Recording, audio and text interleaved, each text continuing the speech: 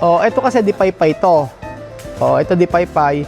Ito kasi steady lang to. So, yun po mga amigo. Magandang araw po sa ating lahat mga amigo. Maganda ang panahon dito po sa Nueva Ecija. Ayan po. Walang masyadong araw.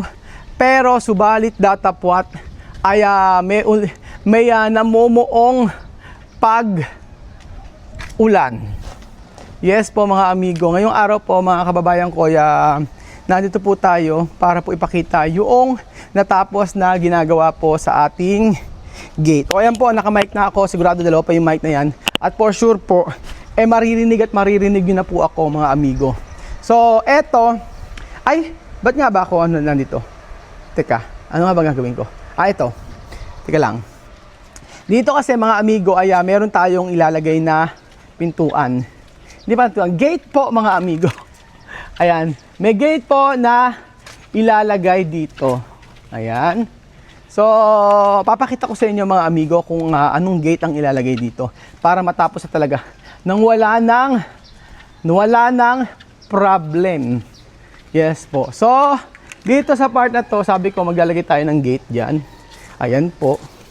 Gate dito. Gate dito. Kung hindi dito, doon. Pero naisip ko, dapat ang gate dito po mga amigo. Bakit po? Kasi pag doon po, ang problema po ay yung mga umaabante rito. Yung yung nagpapunta rito mga amigo. Pag dito po okay. Bakit? Kasi po pag dito, tingin ko naman, hindi, kadami kong paaliwanag.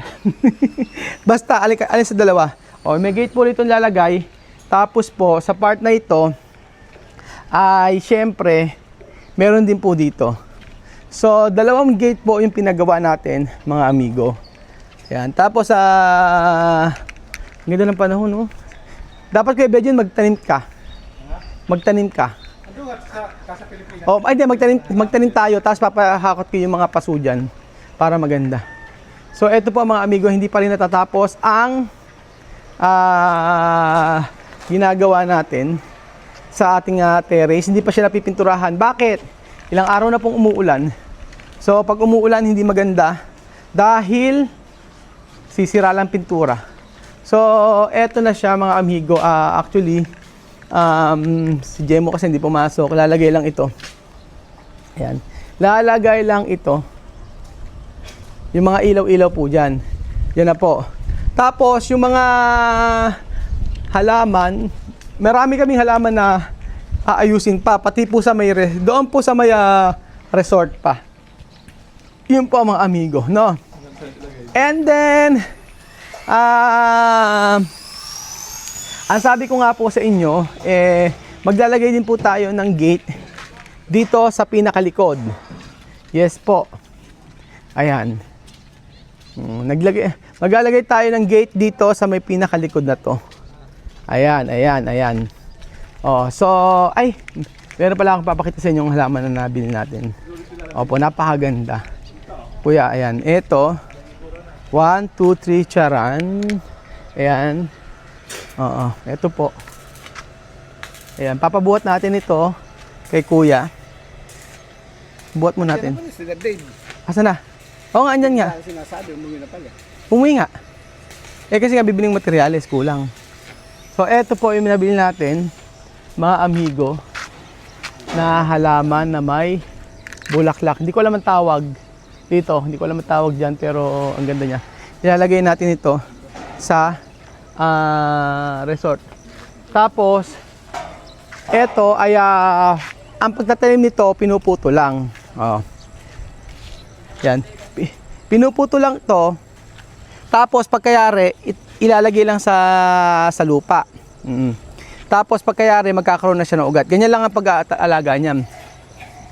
Ayan, halimbawa ganito. Tapos tatanim mo lang ganyan. O yan. Tapos magkakaugat na siya. Actually ito pwede na siya ilipat eh. Maganda rin to. So ayan po mga amigo. And then ito na po yung ating gate. Papakita ko sa inyo. Ito na po ang gate na ating ilalagay dito. Ayan. So, ito na siya. 1, 2, 3, charan! Tapos na siya mga amigo. Ayan po. So, ito na yung gate na lalagay natin. Ayan. So, ito yung napili nating gate para dito. Oo. Ayan. Kaya lang, ang problema dito, Kuya Edwin, di kaya pinantakpan. Ano ba sa picture to? Yun nga, yung mga palaka kasi. Ano? Ano kaya pwede natin ilagay? Di ba sarado yun sa mayon natin? Ayun, may ilalim yan. Ah, sa may ilalim? Ayun, sarado. Ah, sarado. May ilalim. Lalagyan natin ng, kung gusto mo sarado, lalagyan natin ng tubular. Tubular. Oo nga eh. Ano ba nasa Ganun din. sarado? Ay, sarado, yun lang din. Yun lang din sarado, pati nga. Ayan. So, ipapakita ni Kuya Edwin yung yung design. Ngeti mo nga. Para makita.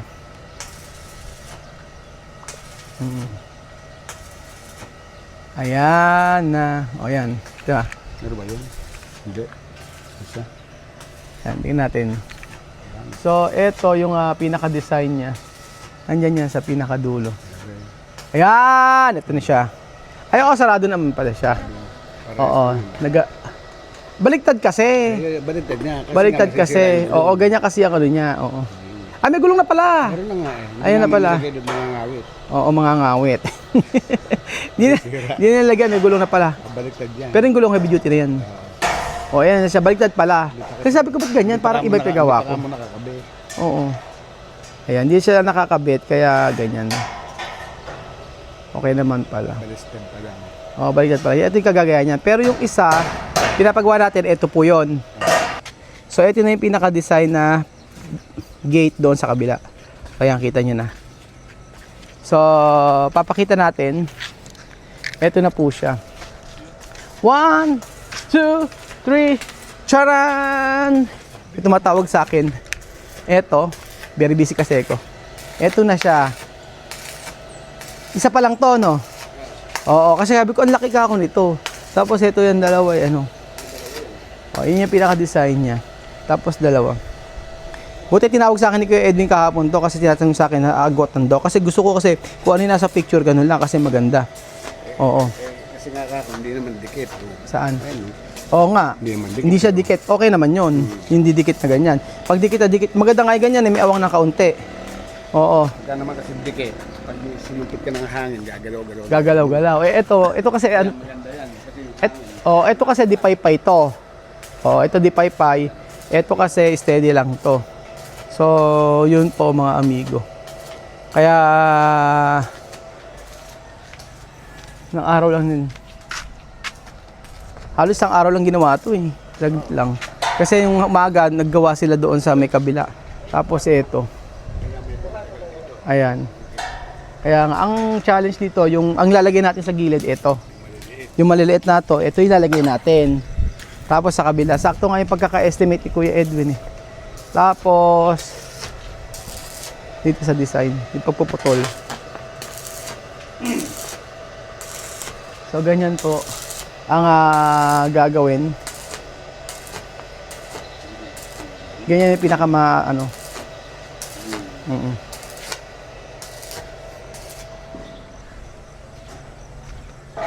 Maganda rin naman yung ano, no? Okay naman. Ano naman siya, mataas naman siya. ito mga mo gilid. Ay, ito gilid. O, yan yung gilid niya. Yung malilit yan, yun yung gagayahin natin mga amigo na gilid. Kasi ang ganda niya. Tapos kukulayan natin ng black yung isa naman dark gray. Diba? Dark gray siya, diba? Ayan. Black yung mga ganito. Tapos sa kabila, dark gray. So, papa-spray paint natin yan mga amigo para mas maganda. Ayun. Hala? Black. Hindi, yung hindi, iba kulay niyan eh. Parang gray lang yun eh. Dito dark gray. Oo.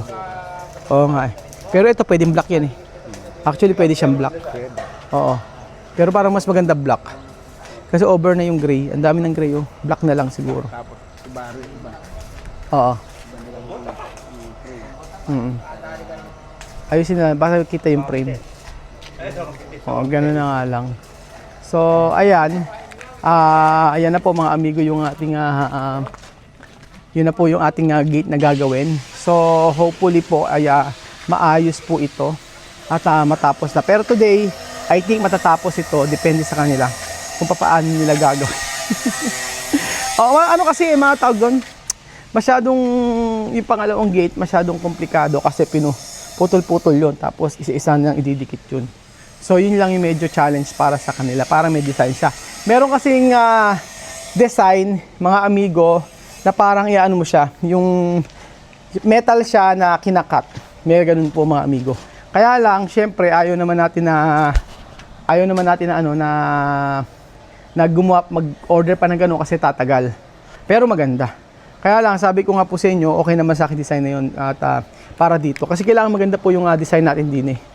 Yun nga po eh. Ayan, hindi pa kami nakakalinis actually. Kaya talaga sabi ko nga po sa inyo, kahit dito sa mga ano natin, ayan, actually okay naman siya kadaanan. Maraming katanong, okay naman daw ang bahay. Ayan. Okay daw ang bahay, ang problema daw po ay ito, napakasikip nito. So wala pong dumadaan to private po na daanan nito. Iyaano ko lang po sa inyo, private po na daanan nito. Tapos, ayan, maganda kasi siyang tingnan. O ayan, pag ganyan. Pag nakatile siya. O ayan, di ba? So yung kulay na yan, hindi pa yun ang kulay niyan ha mga amigo. Ang kulay natin dyan ay dark brown, kagaya ng nandoon. Yun ang nakikita kong magandang tingnan. Oo, yun magandang tingnan para po dito sa ating So ayan, hindi naman siyang pangit tingnan. Actually, kung ako lang, kung lupa lang namin yung sa kabila, syempre, etong bakod na to, hindi ko dun ilalagay dito. Ang gagawin ko, for example, hanggang dun po sa may part na to, ganito. Kunyari, amin lupa yun, nabili ko, gagawin ko po yan. Hindi ko lalagyan itong mga gate na to, itong mga bakod na to. Hindi ito kasama, hanggang dulo, idediretso kong pa ganon, para doon magkaroon ng right of way. O doon magkaroon ng right of way, pag ganon, paikot. Bago makapunta sa may kabilang lote na yun sa kapatid ko, tsaka kay Princess, tsaka kay Wawi. Ganyan yung gagawin ko. Kasi, ang ganda nitong bahay sana, kung napakaluwang ng wall dito. Oo, yung malayo matatanaw mo. Kaso yun lang talaga eh. So, paano ang gagawin natin? Try nating umakyat. Kaya, medyo asan yung hagdan natin? May hagdan tayo. Kunin natin yung hagdan. Sige, iano natin. Sige na. Pakikuha yung hagdan. Ala na. Asa likod yung hagdan. Papakita ko. So, papakita ko mamaya. Aakit ako mga amigo. Papakita ko sa inyo. Maganda talaga siya pag nasa malayo. Oo. Ayan. Ayan mga amigo. Gumamit pa tayo ng hagdan. Para lang umakyat dito. Wala naman dapat naikwento na nga. Ayan, ba't ka pa? Ayan, ganyan siya mga amigo. Maganda siya tingnan. Pag nasa taas. Ayan. O, diba? O, ganyan. Lalo na pag malayo siya. Ganyan. Gusto ko pa umakit. So, ayan na po mga amigo. Ayan po ang itsura niya. Picture natin. 1, 2, 3, charan! Para po siyang munisipyo, mga amigo.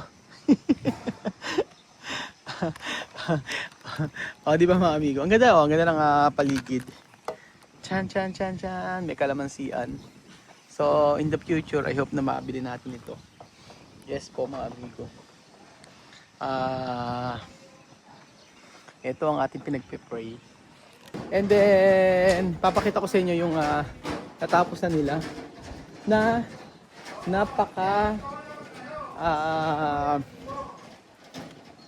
papakita ko sa inyo. Chan. Kung ano yung nagawa nila dito sa ating gate. So, today, tingin ko matatapos naman to. Marami silang magagawa. Hindi ko muna pinakabit. Sabi ko, wag mo nila ikabit, sabay-sabay na. So, on Monday, ay ikakabit nila ito. Ayan. Charan! So, ito na po yung nagawa ni Kuya JC. De-design na lang. Ang ganda. Gusto ko yung ganyan talaga yung ganyan yung pagitan niya. So, ganyan. Kasi kailangan maganda yung gate natin sa may harapan, mga amigo. So, pagkatapos ito, tapos na talaga. And then, lilipat din sila sa kapatid ko. Sila may gagawin. So ayan po mga amigo, any suggestion, any violent reaction, any comment. So comment down below mga amigo. So ayun na po, thank you so much po sa panonood ng episode na ito.